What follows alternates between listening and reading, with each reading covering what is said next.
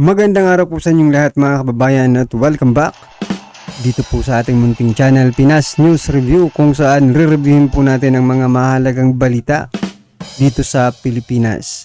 Mga simpleng komento sa mga issue dito sa Pinas. At eto nga mga kababayan, PMA Class 89 at 83. Nako, hindi nagustuhan ginawa ni General Carlos Gibo at Anyo. Pinagre-resign na. Nako, yan mga kababayan, ang ating alamin kung ano ba ang ginawa nila, no? Ito ay patungkol ito yata sa secret deal with China. Nako mga kababayan, sa kabila po ng yan, lumalabas na tuloy na kayo pala ang may secret deal. At hindi po si PRRD, diba? Kasi kung akusahan nyo si PRRD, parang hindi rin naging presidente ng Pilipinas. Di ano kayo ngayon? Kayo ngayon ang may sekreto pala. Eto, lumabas na mga kababayan. Pakinggan po natin, pero bago po natin simulan to, kung bago ka pa lang at di pa po nakapag-subscribe sa ating munting channel, please don't forget to subscribe. At i-click na rin po ang bell notification para updated po kayo sa lahat ng ina-upload nating reaction video. Eto na mga kababayan, sama-sama at sabay-sabay po natin pakinggan, panoorin at bigyan ng komento ang video ito. Eto na po.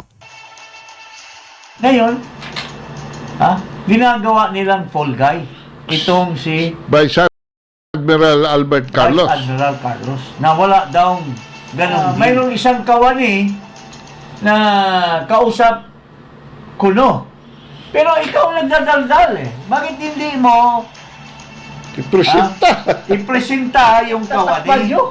Parang may tinatago kayo sa sambayanang Pilipino.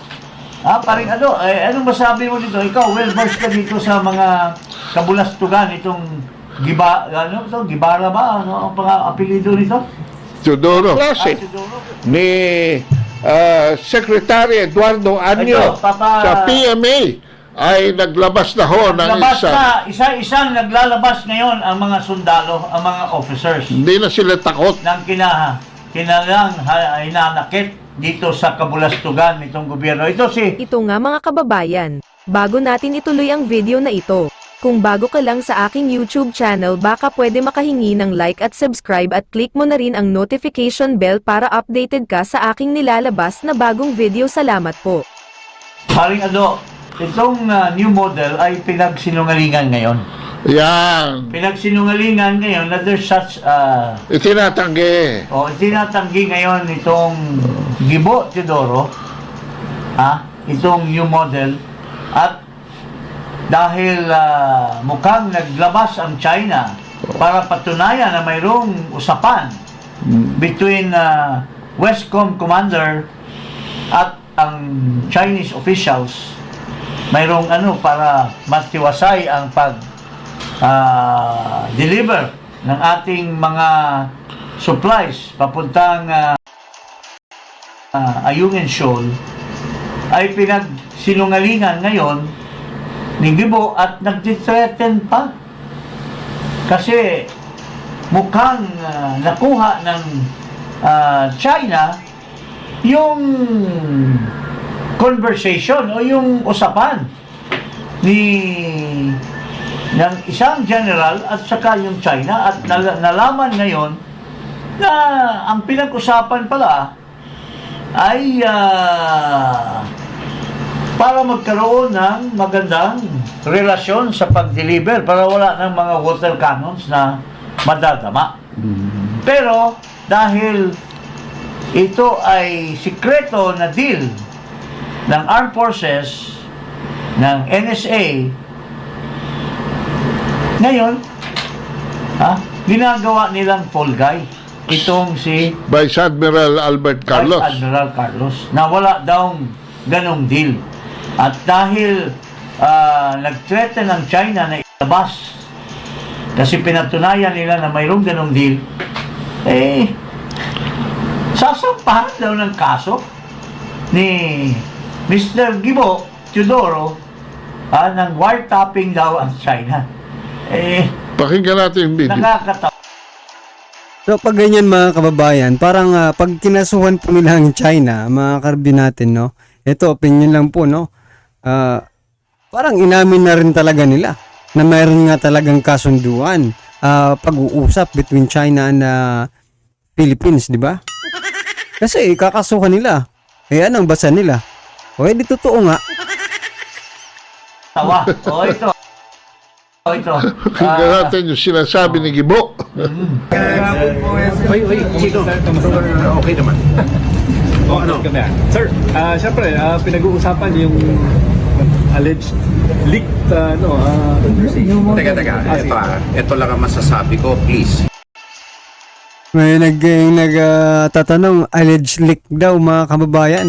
Bakit ba sa administrasyon ito, mga karabin natin, usong-uso yung mga leakage, no? Hindi ako sasagot na ng follow-on questions. yes sir.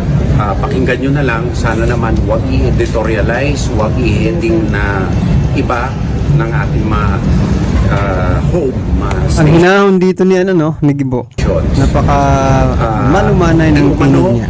May pahayag ang Chinese Embassy sa Pilipinas na merong punong alleged recording sa isang kawani ng Armed Forces of the Philippines, the authenticity of which I doubt, given the propensity of the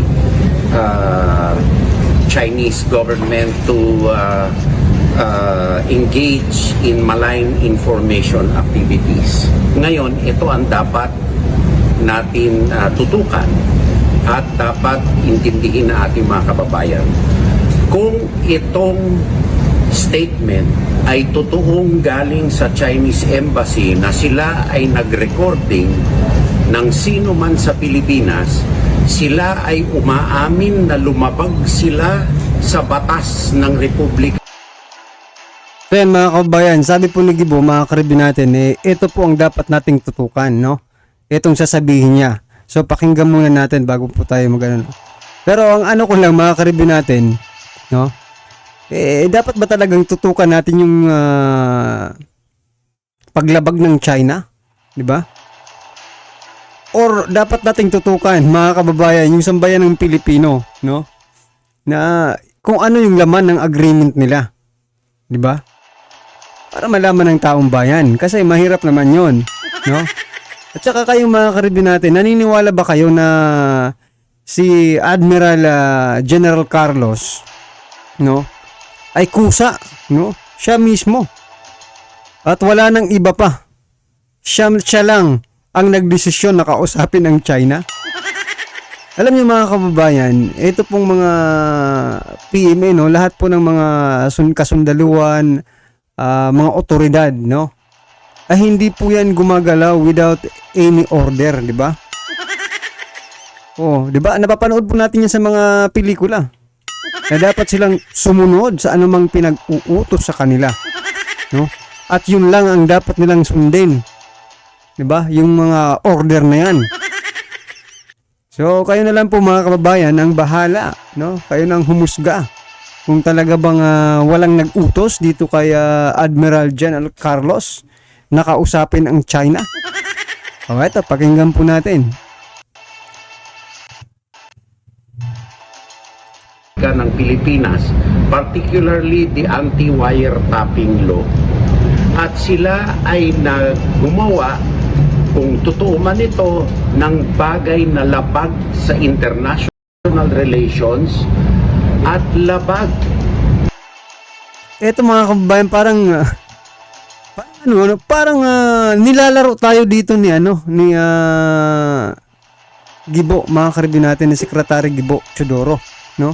Kasi sinabi niya kanina, kakasuhan yung China, di ba? Ng wiretapping, di ba? Oh. Tapos ngayon naman, kung totoo daw, ano ba talaga? Totoo o hindi? Kung kakasuhan mo, totoo yan. Kung hindi naman, parang di ba? Binibigyan niya pa ng ibang anggulo.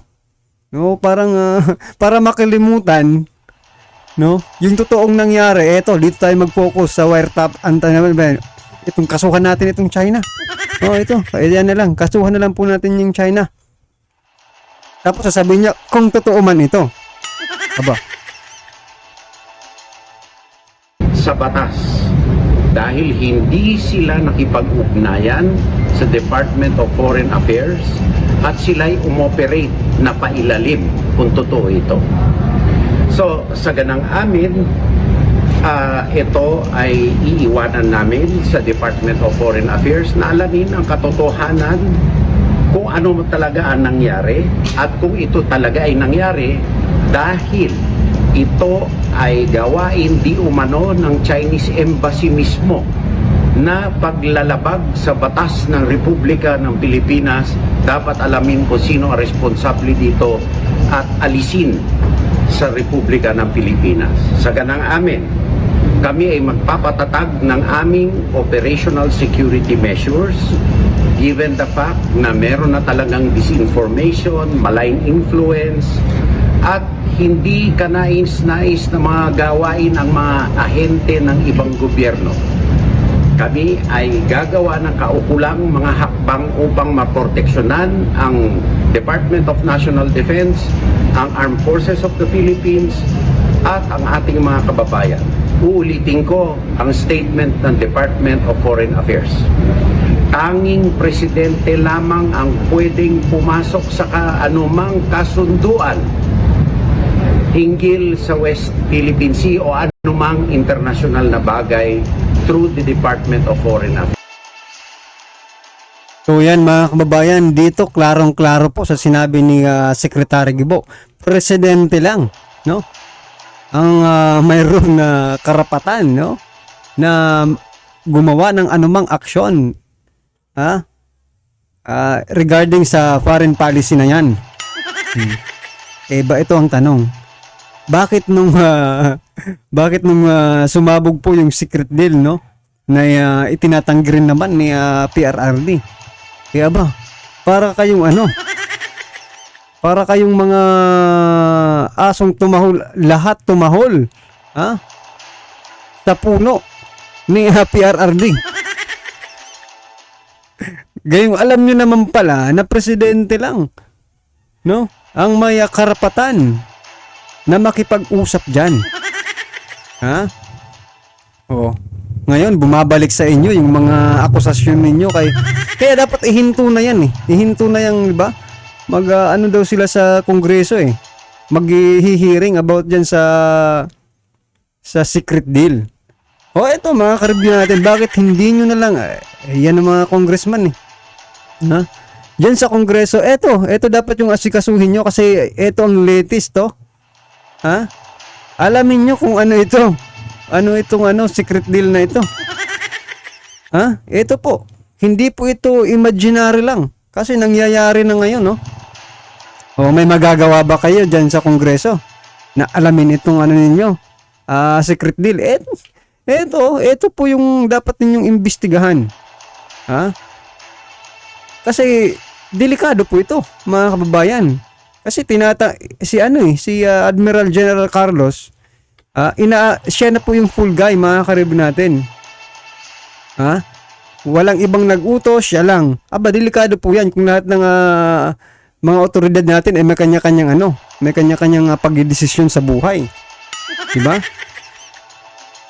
Delikado po yan, mga kababayan. Kaya dapat imbestigahan po ito ng Senado o Kongreso. Huwag niyong imbestigahan yung kay PRRD kasi wala naman yun. Papatawag pa. Reza Hontiveros, nananawagan ako sa'yo. Eto na. Pagkakataon nyo na ito. Na maipalabas kung ano yung secret deal dito kung kaya nyo. Kung kaya nyo lang naman, wala namang tayong magagawa kung hindi nyo kaya, di ba? Kasi pare-parehas lang naman tayong umaasa, di ba? Na magkakaroon ng transparency sa ating gobyerno. Kung kaya nyo lang naman dyan, Kongreso at Senado, eto. Secret deal between China and Philippines in this administration. Affairs. Walang binigay na pahintulot ang presidente o sino mang opisyal ng kabinete hinggil dito. Kaya mali ang pagtatahol ng mga opisyal di umano ng Chinese Embassy dito. Sana maliwanagan ang ating mga tao. Uulitin ko, kung totoong galing ito So ayan mga kababayan, ang question na lang po dito, no? Parang ano lang to Ayun o, kasi pinanood ko ng ano eh. Yung ito, last week pinanood ko po yung sa 44 mga kababayan yung hearing, no? Pinanood ko po si Ma'am Miriam Santiago. At ganito po ang mga pangyayari, mga karibin natin, no? Hindi umabot sa presidente yung sisi, no? Kasi may umamin eh. I mean, meron silang full guide din, mga karibin natin. Gaya rin nito, I think hindi rin naamin itong si Admiral General Carlos, no? Maliban na lang talagang makabayan siya, yung patriotism niya, no? Kung lumabas dito. Kasi parang ganun ang nangyayari dito sa SUP 44 at dito. Wala talaga, mga karibin natin. Yung chain of command. Diba? Wala. Wala tayong makikita. Kasi I think, ito, opinion lang, mga kababayan. Baka naman, opinion lang po ito at baka sakaling magkaparehas tayo ng opinion. Yung hindi naman nagkaparehas, okay lang din po yan kasi lahat naman po tayo may kanya-kanyang opinion, no? I think hindi po aamin dito si Admiral Carlos. At sana nga po ay umabot po ito sa Senado at Kongreso. Imbestigahan po nila, mga karibin natin, para malaman po ng taong bayan kung ano ba talaga ang totoo. Kasi puro kayo bintang sa nakarang administrasyon. Kayo palang may ginagawang kalokohan. Diba? Well, anyway mga kababayan, na naman po ang inyong reaksyon, komento at kritisismo sa video ito. I-comment lang po sa baba para at isa lang po ng ating mga kababayan ng inyong opinion patungkol po sa video ito. Right? Kung bago ka pa lang at di pa po nakapag-subscribe sa ating munting channel, please don't forget to subscribe at i-click na rin po ang bell notification para updated po kayo sa lahat ng ina-uploads nating reaction video. So yan, nasa description po ang full video link ng video ito. Subscribe na po kayo. Yan, maraming salamat po.